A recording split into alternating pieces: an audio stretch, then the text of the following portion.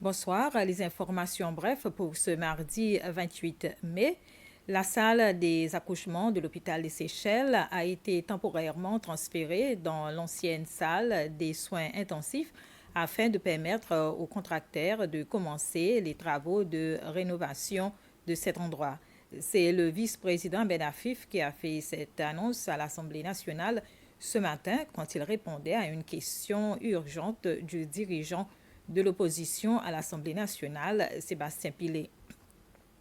Monsieur Pillet voulait savoir si ce transfert ne présentait pas d'inconvénients et quand la situation redeviendrait normale. Le vice-président Afif a signalé que l'Agence des soins de santé a jugé nécessaire d'évaluer la salle des accouchements pour constater si le standard était encore maintenu. Il a ajouté que pour le moment, il n'est pas en mesure d'indiquer une date pour la fin des travaux de rénovation.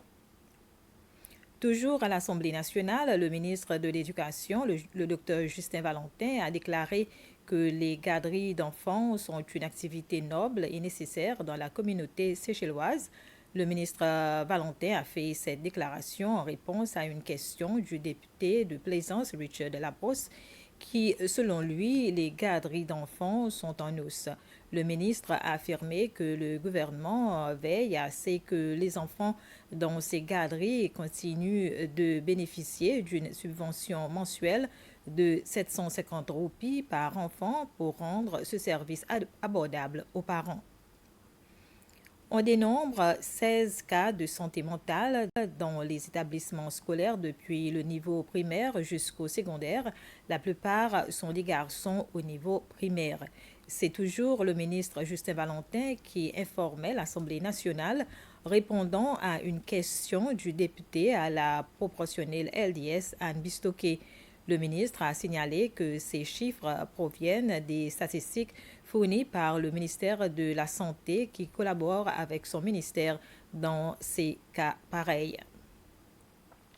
Cette année, l'école primaire de Grand-Anse-Pralin fête ses 75e anniversaire.